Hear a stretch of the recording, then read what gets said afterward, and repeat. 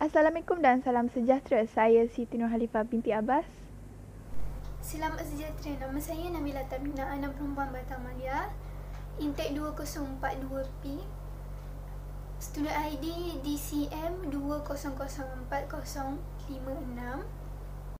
Assalamualaikum dan selamat sejahtera. Saya Izzati binti Muhammad Izzazi dari DCM 2042. Salam sejahtera kepada Miss Yuda dan rakan-rakan sekalian. Saya Fongimun dari DCM. Kemasukan saya ialah DCM 2042P.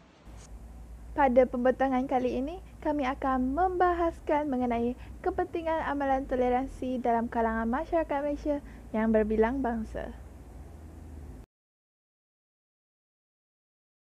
Saya akan membentangkan bahagian pengenalan amalan toleransi. Amalan toleransi merupakan senjata masyarakat Malaysia untuk hidup bersama dalam keadaan aman dan damai. Dari pandangan umum, toleransi melibatkan pelbagai bangsa dan agama seperti Melayu, India, Cina dan seterusnya. Masyarakat yang berbilang kaum seperti ini berhak untuk menjalankan aktiviti kehidupan seharian mereka dan melaksanakan ajaran agama masing-masing serta mengamalkannya tanpa halangan. Semua penganut agama di sisi undang-undang negara adalah sama. Masyarakat di Malaysia sering dianggap sebagai sebuah masyarakat majmuk atau dikenali sebagai masyarakat yang berbilang bangsa, agama dan kaum. Terdapat 3 kaum terbesar di Malaysia iaitu Melayu, Cina dan India yang mana mengamalkan kebudayaan, adat, resam, agama dan komunikasi sesama kaum menggunakan bahasa masing-masing.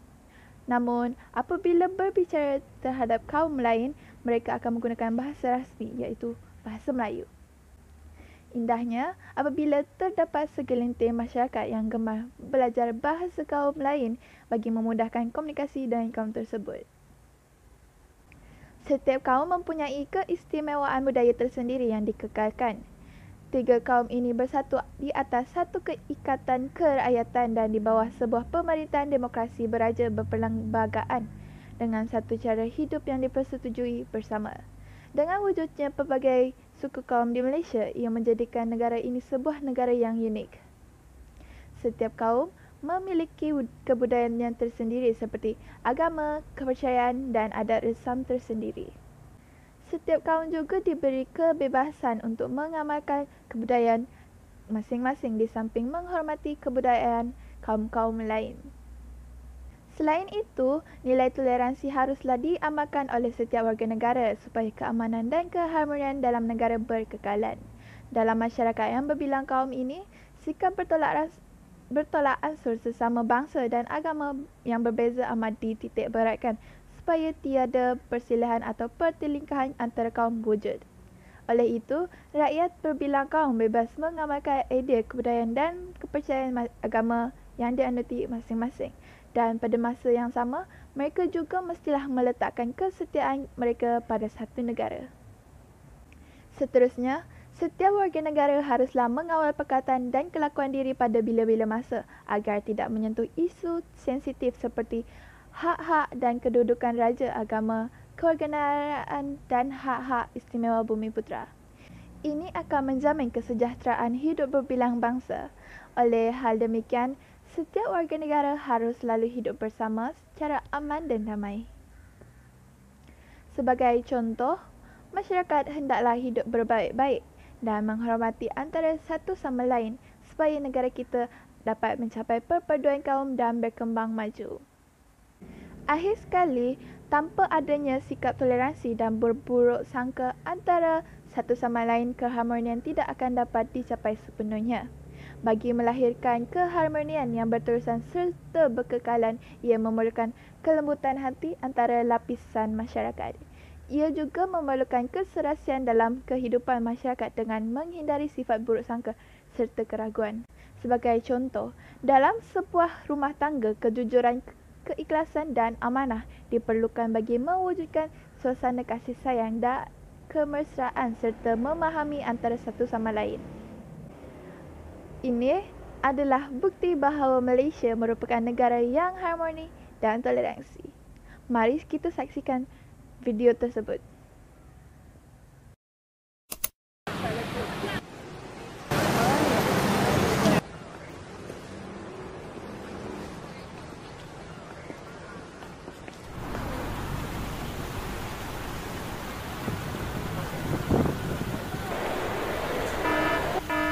Perhatian, perhatian. Dengar sini semua. Kepada sesiapa sahaja yang sedang berada di pavilion, mari kita bermain satu permainan untuk menguji minda anda tentang Malaysia. Lihat kotak-kotak berwarna tu. Itu kotak-kotak pembahagian kaum di Malaysia. Etnik Sabah Sarawak atau jika ada berbangsa Punjabi dan lain-lain, korang boleh berdiri dalam kotak warna. Yang Melayu diri dalam kotak warna, bangsa Cina dalam kotak warna dan India dalam kotak warna. Ini bukan nak diskriminasi ke apa tau. Tunggu, okey? Soalan yang pertama. Siapa di sini makan nasi lemak untuk breakfast pagi tadi?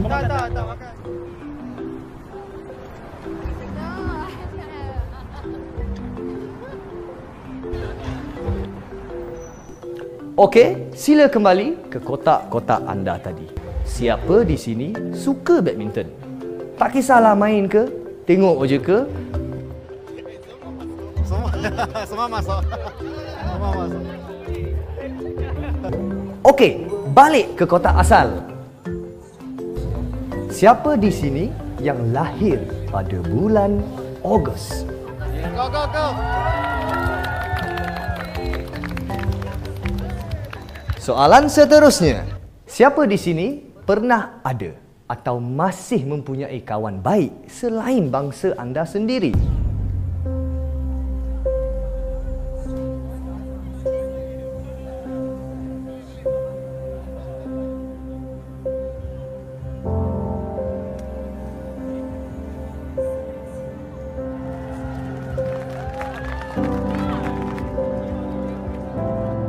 Siapa di sini percaya bahawa Malaysia merupakan negara yang maju dan harmoni? Maju, maju, maju.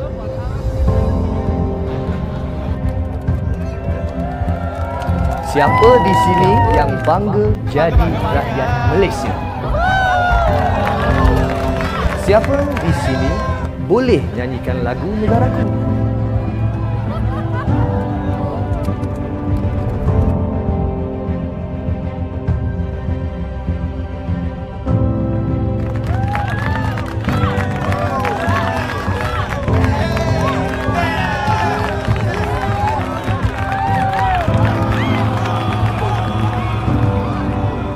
Anda telah berjaya membuktikan bahawa Malaysia ini kita punya.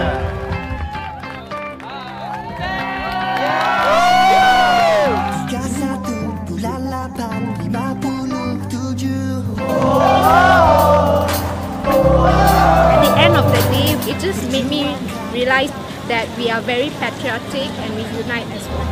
I think sebab because I was standing, they were next to me, it was like from different races. There was Chinese next to me, Indian next to me, I am Malay, and we're together, one song, nyanyi sama-sama. Perasaan patriotik semakin berkobar-kobar. Dengan Cina, India, Melayu sekali together. Semua tak sombong. Merdeka, sayangi Malaysiaku, sayangi Malaysia, satu suara laungkan. Merdeka, ini kita punya.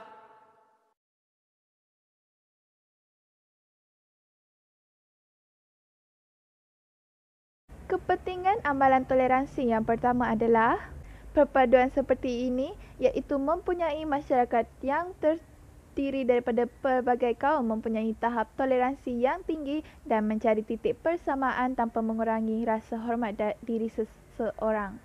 Lalu, menunjukkan evolusi diri kita sebagai sebuah negara kerana adanya toleransi dan kesederhanaan yang tidak dapat dipisahkan.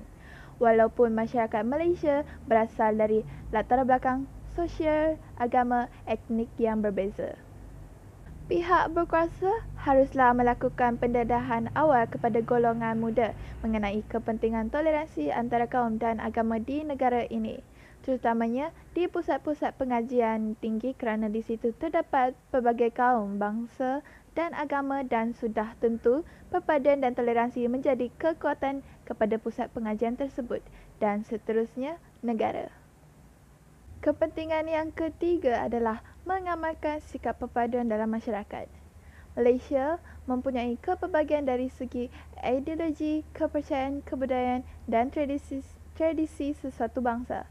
Namun, kita dapat melihat adanya persamaan dari aspek nilai dan norma yang boleh dikongsi bersama bagi memupuk perpaduan agar ianya berterusan. Garis persamaan yang terdapat antara seorang manusia dengan seorang yang lain, walaupun berlainan agama, jika ditekankan ia akan mampu mencapai dan mempertingkatkan nilai perpaduan dalam masyarakat. Yang keempat ialah menanamkan sifat saling hormat menghormati dari segi pergaulan dan persefahaman.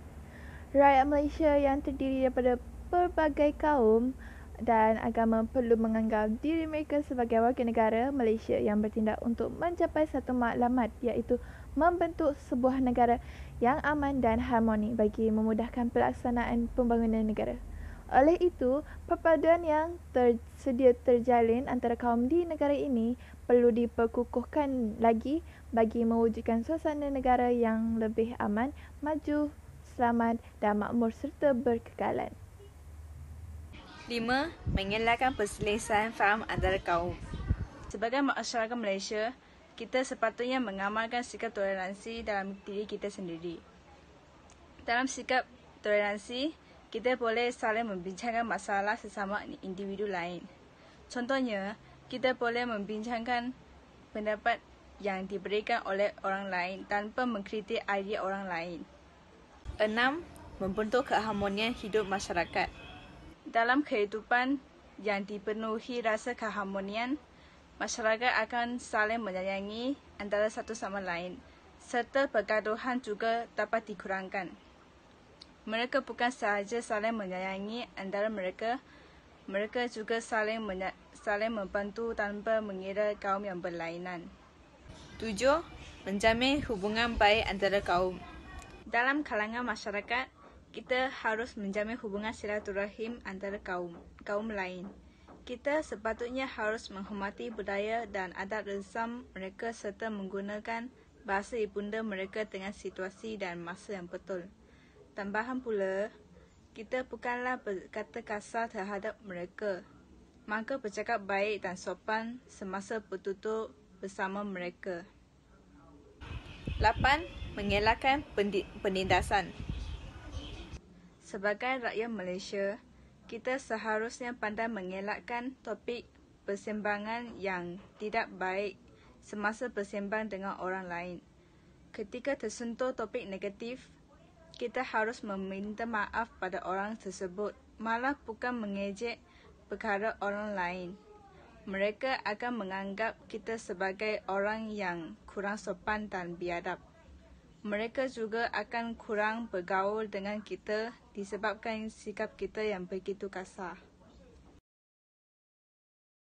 Saya akan membentangkan bahagian saya iaitu hasil kajian situasi masyarakat sebelum kemerdekaan negara. Situasi masyarakat sebelum kemerdekaan negara pada zaman dahulu, banyak negara menjajah negara kita untuk mendapatkan hasil dari tanah Melayu kerana kaya dengan hasil bumi seperti emas, biji timah, biji besi, arang batu dan hasil hutan. Sejarah telah menunjukkan bahawa Inggeris membina sebuah syarikat Hindiana Timur bagi menguruskan perdagangan di Asia Tenggara dan China kerana lebih mudah untuk menguruskan perdagangan dan juga tidak ambil masa yang banyak untuk ulang alik. Seterusnya, dari segi kerajaan, masyarakat tidak boleh memilih bentuk kerajaan pada zaman dahulu. Contohnya, masyarakat di Tanah Melayu tidak boleh memilih bentuk kerajaan kerana ada kuasa mutlak sultan yang tinggi untuk melaksanakan tugasan kerajaan dan boleh pilih sesiapa saja untuk melaksanakan tugasan. Oleh itu, sebelum kemerdekaan Tanah Melayu, ada pelbagai kaum iaitu kaum Cina, kaum India, kaum Melayu dan kaum Iban dan Kadasan Dusun. Mereka tinggal di pelbagai tempat di Tanah Melayu. Sebagai contoh, kaum Melayu tinggal di kampung, kaum India tinggal di ladang, kaum Cina tinggal di bandar.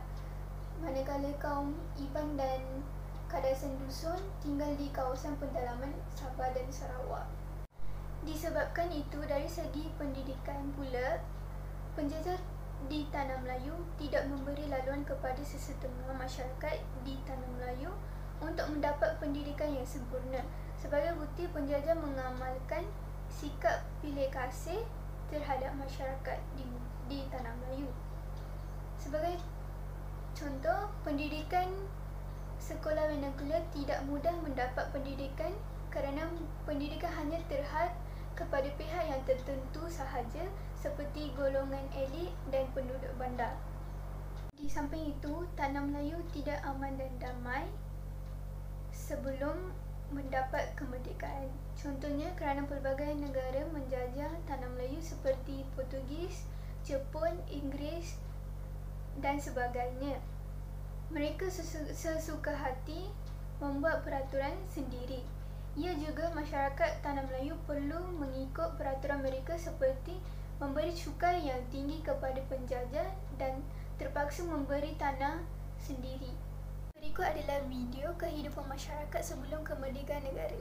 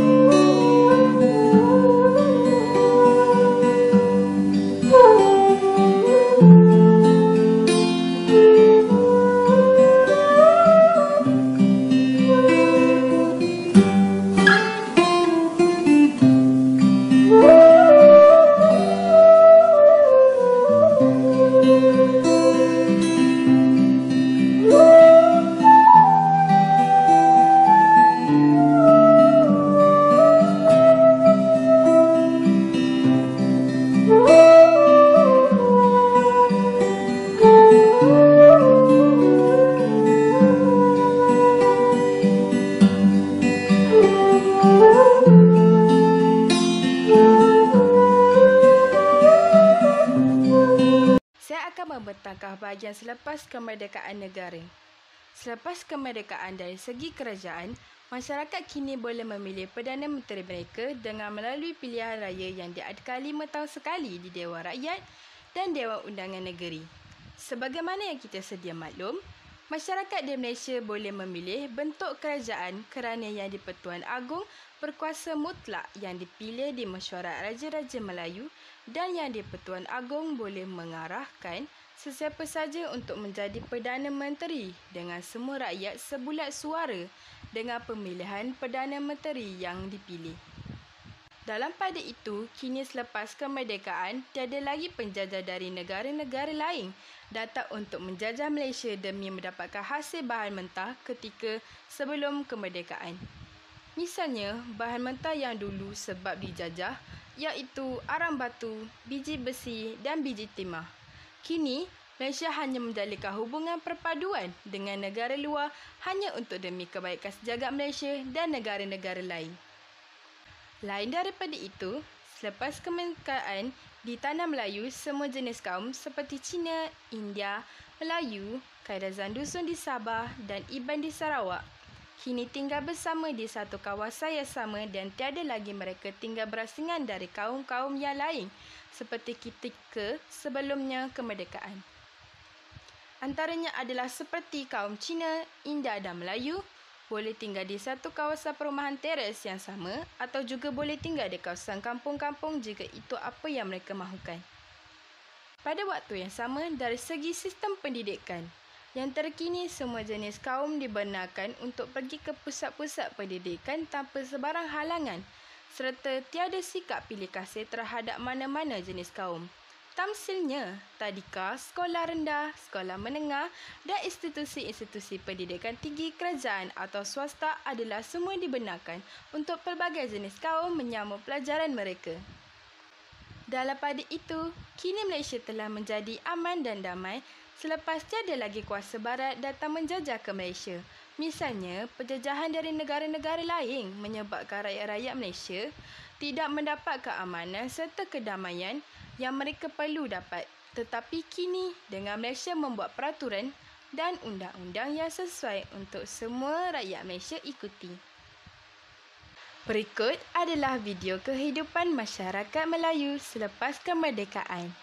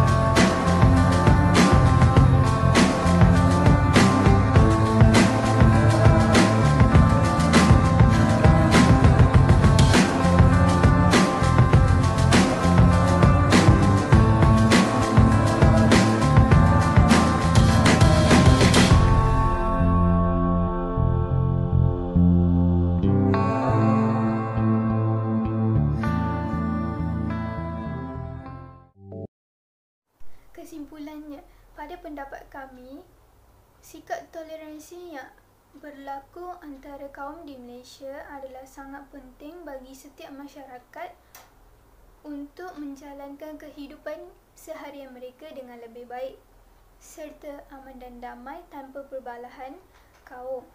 Sikap toleransi yang ada dalam setiap masyarakat di Malaysia merupakan satu ajaran yang perlu dipraktikan kepada generasi baru. Setiap masyarakat mempunyai pelbagai pengalaman yang berbeza. Bagi setiap individu, pengalaman itu adalah amat penting dan sangat berharga, sama ada ia pengalaman buruk ataupun pengalaman baik. Dalam setiap diri individu, sikap toleransi perlu dipupuk sejak kecil agar tiada pergaduhan berlaku antara kaum. Seperti ketika pada zaman dahulu, terjadi rusuhan yang paling menakutkan di Malaysia iaitu pada 13 Mei 1969. Jelaslah, toleransi salah satu nilai yang paling penting dalam masyarakat pelbagai kaum yang harus dijaga dan undang-undang tentang isu perkauman perlu lebih diperketatkan. Isu-isu perkauman di sosial media hendaklah diawasi oleh pereka aplikasi atau laman sesawang dengan kerjasama pegawai cyber.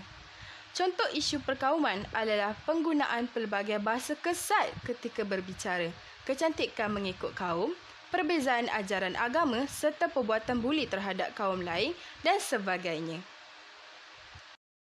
Bunga dedap di atas parah, anak dusun pasang pelita. Kalau tersilap tutur bicara, jemari disusun, maaf dipinta. Dengan ini berakhirlah sudah pembentangan kami. 谢谢你的收看。 Terima kasih untuk menonton pembentangan kami. Saya berharap kami semua memberi pembentangan yang terbaik. Sekian, terima kasih. Thank you. Nandri everyone.